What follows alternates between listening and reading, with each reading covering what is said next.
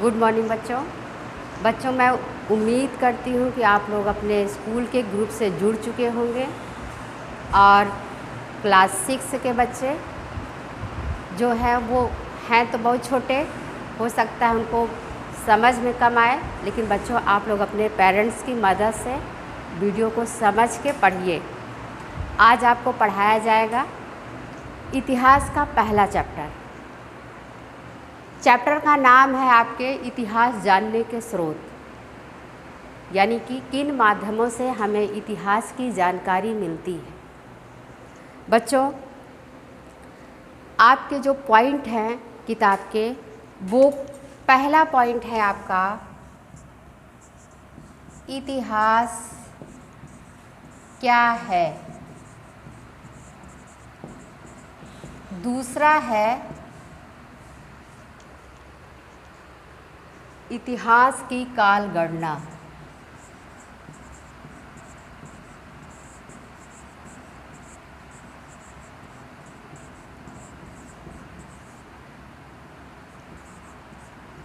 काल गणना, और तीसरा है ऐतिहासिक स्रोत।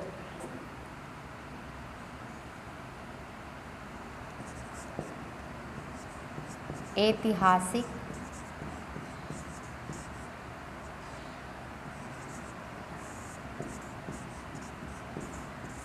ये 3 पॉइंट आपको इस चैप्टर से पढ़ने हैं। तो बच्चों इतिहास जो है वह हमारे अतीत के विषय में हमें बताता है। और इतिहास है क्या बच्चों? इतिहास मानव की भूतकाल से वर्तमान काल तक विकास की कथा है। मानव की भूतकाल से वर्तमान काल तक का जो विकास है उसका उसी की ये कथा है। और बच्चों इतिहास जो है वह हमारे अतीत के बारे में हमें अवगत कराता है। पुराने ज़माने में किस तरह से लोगों का सामाजिक जीवन, आर्थिक जीवन और धार्मिक जीवन लोग यापन करते थे। जैसा कि आप सभी जानते हैं कि पृथ्वी पर मनुष्य लाखों वर्ष पूर्व से रह रहा है और इसके संबंध में हमें जानकारी जो है इतिहास के माध्यम से ही प्राप्त होती है।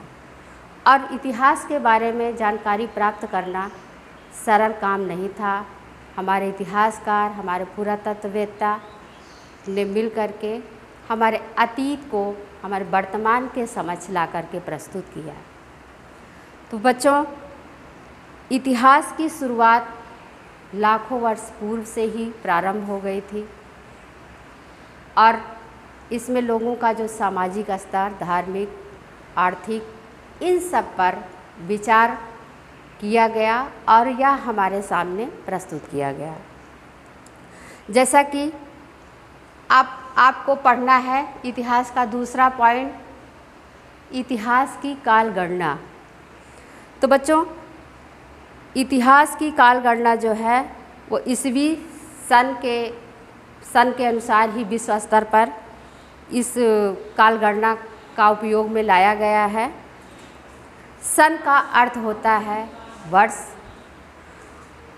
और ईस्वी सन की शुरुआत ईसा के जन्म के साथ मानी गई है। ईस्वी सन की शुरुआत जो है बच्चों वह ईसा के जन्म से मानी गई है और इसके लिए ईसा के जन्म के जितने वर्ष पूर्व और जितने वर्ष बाद की जो घटित घटना है उसे ही उतने वर्ष के साथ ईसा पूर्व तक लगाकर लिखा गया।